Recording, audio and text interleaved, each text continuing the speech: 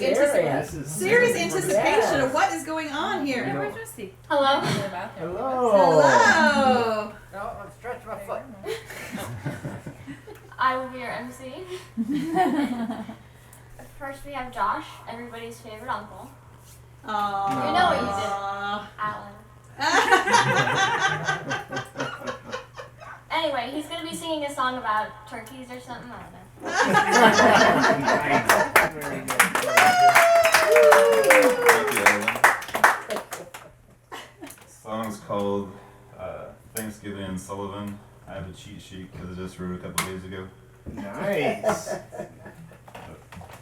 Alright.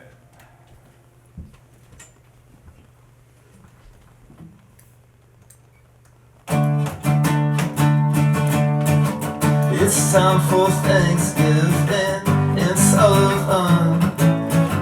If Grandma made a million rolls, they'd all be gone. By the middle of the afternoon, we're all stuffed and thinking about how we might not have had enough. So here's a song about everyone in this room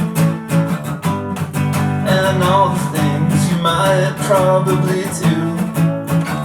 Alan and Donna run a halfway house for raccoons. Ashley works in a reptile house and Taylor makes shampoo.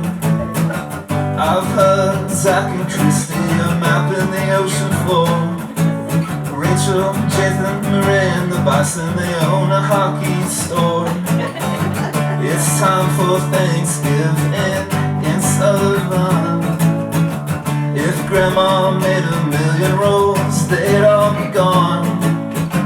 By the middle of the afternoon, we're all stuffed and thinking about how we might not have had enough. So here's some more stuff about everyone in this room. More wild guesses at what you might be up to. I've heard Adeline and Kayla giving tattoos. Skylar, Ricky, Jake, there had been a new kind of shoe. There's rumors Russ is helping out Brian and Jim with some scheme. Rehoming feral cats and painting stop signs green. Aslan and Goodwin discovered dinosaurs don't have ghosts. My mom and Bill moved again to the Irish coast. It's time for Thanksgiving in Sullivan. If Grandma made a million rolls, they'd all be gone. By the middle of the afternoon, we're all stuffed and thinking about how we might not have had enough. We're almost done with this song about a family. So here's some other stuff historians might not believe. Sandia and Emma are co-presidents of Belize. Elliot and Liam are really into taxidermy. George and Stella are making friends with every chicken they see. Me and Christy mostly spend time writing songs like these. It's time for Thanksgiving in Sullivan. If Grandma made a million rolls, they'd all be gone.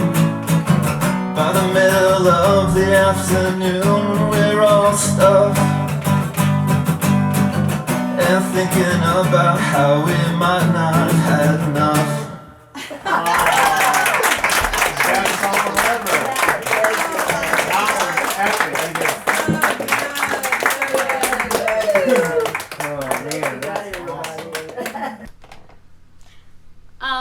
Hello, I'm Adeline Thomas, and next up is Murray.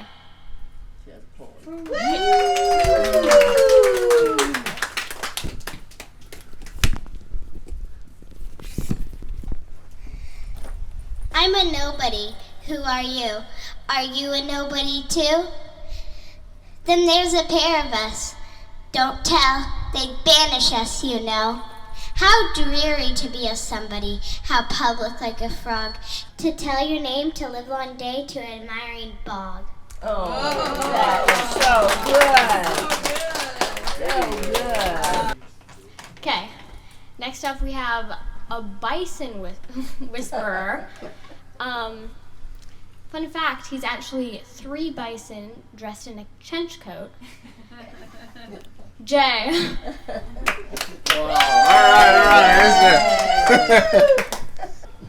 Well, many years ago when I was in the military, I learned the love of reading later on in my life. And I can remember I was living, renting from a gentleman that was older, and I was starting to read a lot of the classics. And I was talking to him one day, and I said, when I get out of the military, I'm going to lock myself in a cabin for 6 months. He said, wow, that's a really ambitious statement, Jathan. He said, have you read Huckleberry Finn? And I was kind of embarrassed. I'm like, well, no, I'm waiting to kayak the Mississippi River. And I pointed to a kayak I had just got at Nags Head out in North Carolina. And so here I am. I got out of the military. I went back home in Iowa. And September 11th had just happened. It rocked my world a little bit. I wasn't sure if I was going to go back in the military or if I was going to get a call. But by that point, I was pretty cabin fever come mid-October. And so I told my dad, hey, Dad, will you drive me to Lake Itasca? I want to kayak the Mississippi River. And he said, son, you're not going to kayak that river before me, because he always dreamed of that. So anyway, my mom and my dad drove me up towards Lake Itasca. We were going up towards Minnesota. I had my kayak and I had my copy of Huckleberry Finn, which I had never read before. I was going to experience it while I was going down the river. So as we're going up, keep in mind this is mid-October.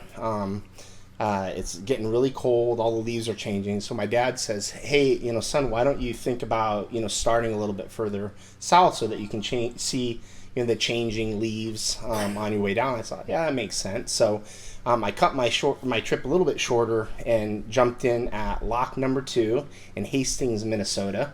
So my mom and my father sent me off, and I jumped in, and I didn't have a lot of experience kayaking. It's a little bit unusual time to be kayaking the Mississippi River by yourself in mid-October, but I was going down, and that first day on the river, I can remember I had just got this really nice digital camera, and I was taking pictures of this eagle, and I'd come up on that eagle, and he'd fly down the river I'd come around the bend, and there he'd be again, and we did this for a while.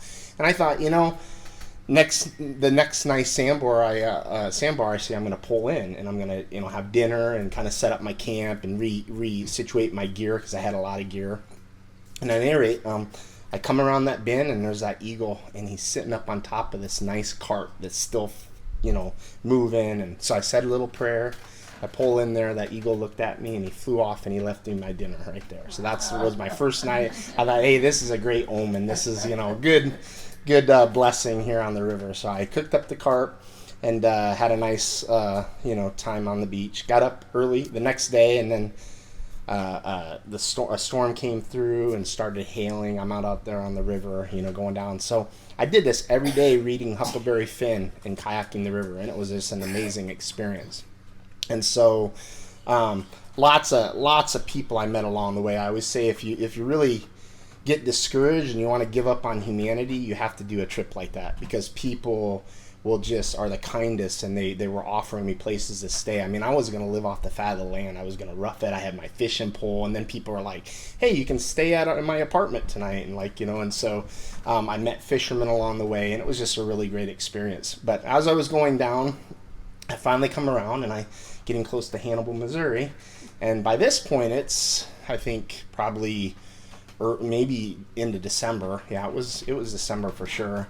So it's pretty cold yet, but I pull in, and if you know Hannibal, and I loved coffee, right? If you know Hannibal, there's a place called Java Jives. So I pull into Hannibal, and I go in a coffee shop, and I order a coffee, and that's where I strike up a conversation, and I met a gentleman that just basically, again, people were really kind to me and said, hey, I have a place. If you want to stay overnight, you can stay overnight. So that happened to be Rachel's mother's boss at the time. So Karen worked with him, and that's where I got to know Karen. And I think it was at that point in time, I usually have Rachel tell this part of the story because otherwise people won't believe me. But she was at college, and so I ended up, she called Rachel up. And what did your mom say? She said, you have to come home this weekend. I met the perfect guy for you.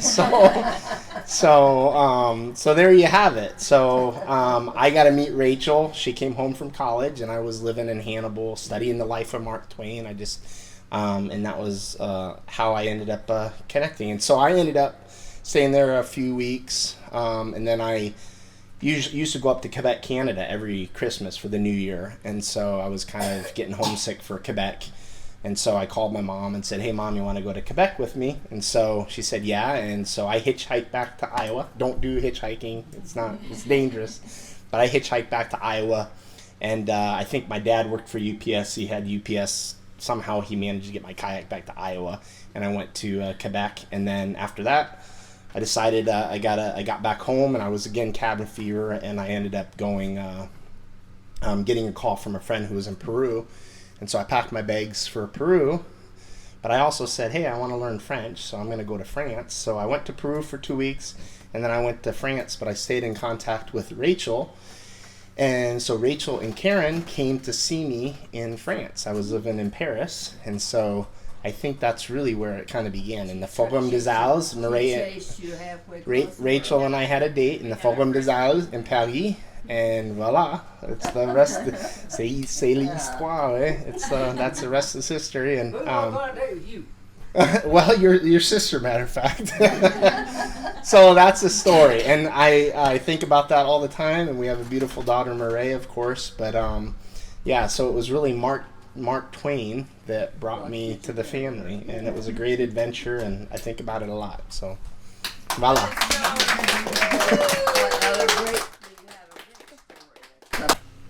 Okay. Next up is Oliver. He's going to be singing a song that he made. Not made. I don't know.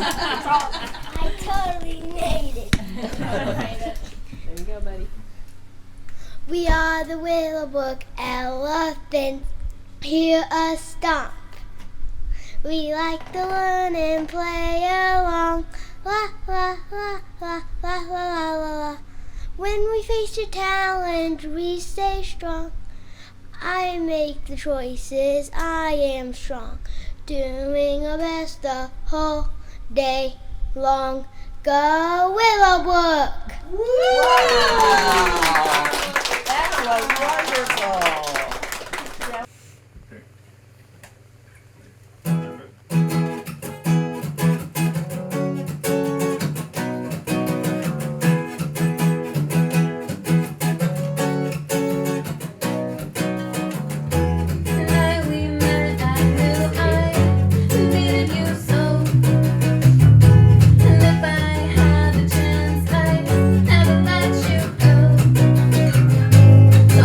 Say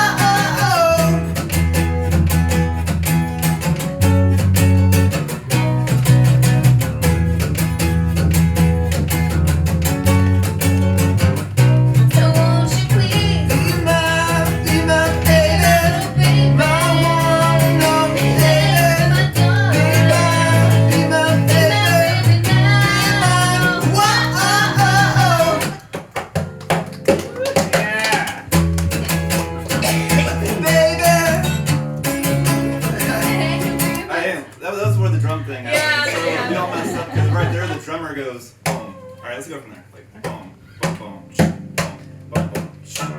Be my baby, my one, no baby, be my baby, be my whoa, be my baby, my one, no baby, be my baby, be my whoa. That'll give me a big first.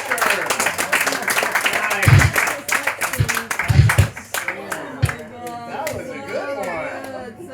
Don't move.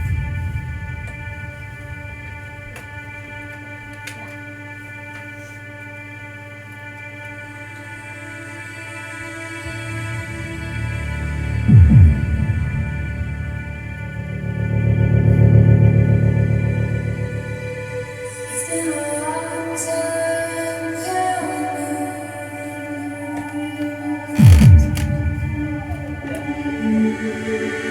It's been a long time coming. It's been a long time.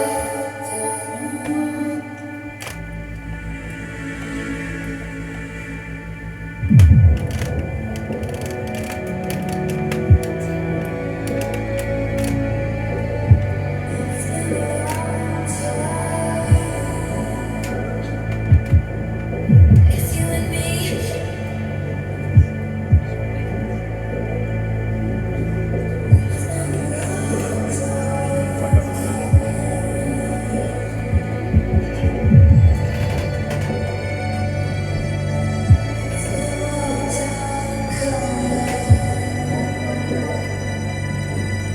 It's you and me. It's fearless. It's been a long time.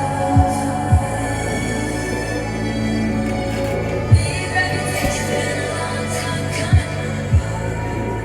It sets me down.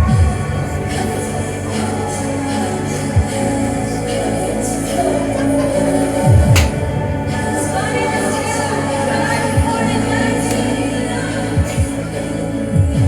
On an impromptu stop from her world tour in Sullivan, Missouri for one night only, Taylor Swift.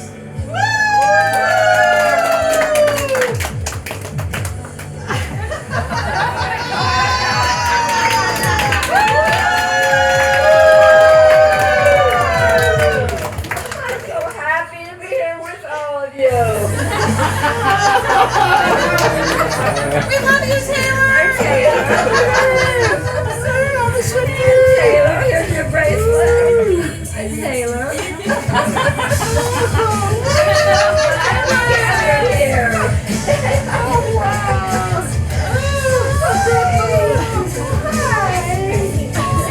Oh, my goodness. So glad you came to Sullivan.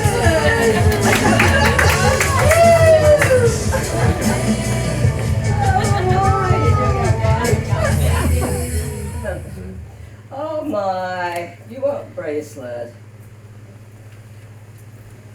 Do you know Taylor Swift? You know me? I am so glad. I know that's Kamala Harris.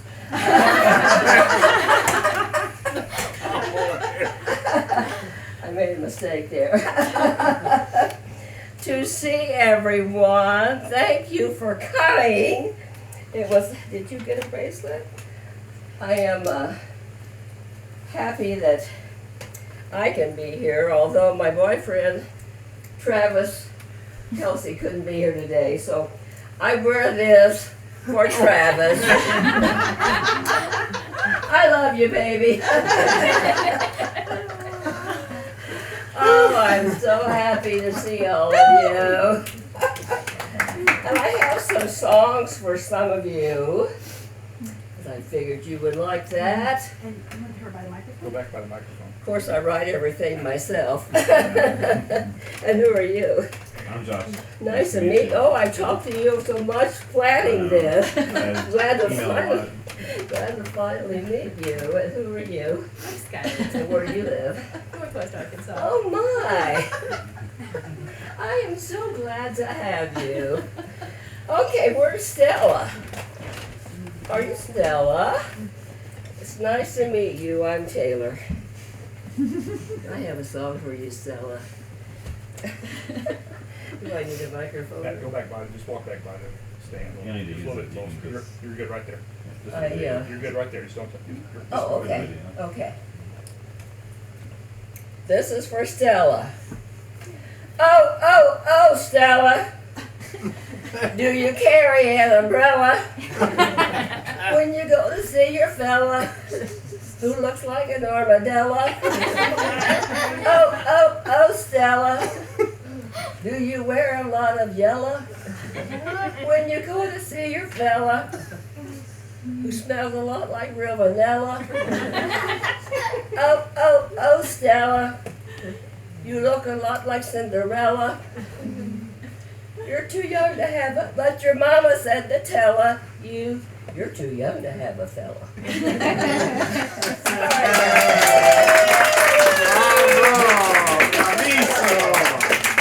Is there somebody here named Murray? That's you. I have a song for you. Taylor wrote this. Murray, Murray, Murray, Murray, what will your answer be if a young boy says to you, Murray, will you dance with me? You'll probably say, of course not. I'm too young, don't you see? Maybe when I'm older, I will dance with thee. By and by, Murray grew up, and a beautiful girl was she. All the boys really looked at her. She was happy as she could be. The same young man asked her to dance, and she said, no, I don't really think so. There's somebody else I'd rather dance with. So Murray walked across the room to where a young man was standing, and she said, Billy, Billy, Billy, Billy, will you dance with me? And Billy said, of course I will. You're the prettiest girl I see. Is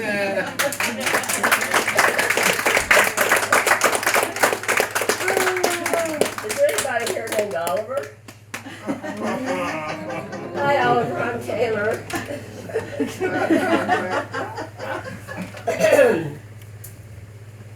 Oh, Oliver, my little buddy. We love to play and laugh in the toy room. You'd throw the ball into my basket. These are memories. Sometimes you'd miss and hit me in the nose. We love to play baseball in the hallway. You were Melina and I was Wino. They both retired and made us sad. Oh, how we miss Melina and Wino. Vanilla wafers were on the TV tray, all lined up for you to snack on. There was a bag for you to take home with you, 'cause Grandma wanted to make you happy. And now you've moved away to Arkansas. I miss you coming over to see me. We had good times and made a lot of memories. You'll always be my little buddy, Oliver. You used to come and play with Taylor, didn't you? Is there anybody here named Adeline? Adeline was a brave young girl, and a brave young girl was she. She wanted to be a ninja warrior, but she looked like a monkey to me. She loved to swing from ring to ring and climb that big high wall. She walked across a narrow bar. I was so afraid she would fall. She worked and worked so very hard, was the best she wanted to be. And soon the medals started piling up, and she gave a special one to me. I'm proud of you, Madeline.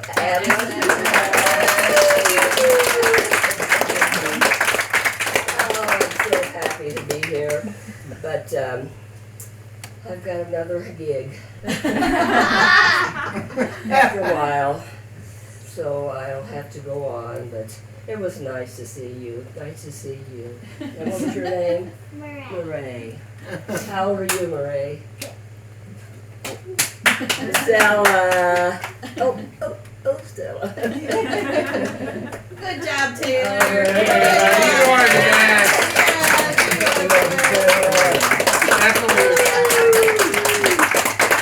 Thank you so much. Oh my goodness. Taylor Swift, can I give you a hug? Yeah.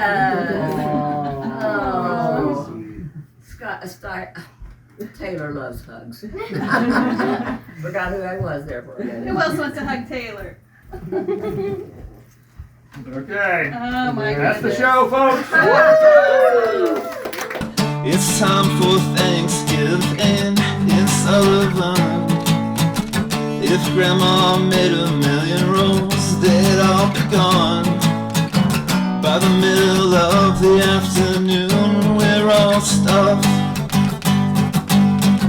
and thinking about how we might not have had enough. Thank you.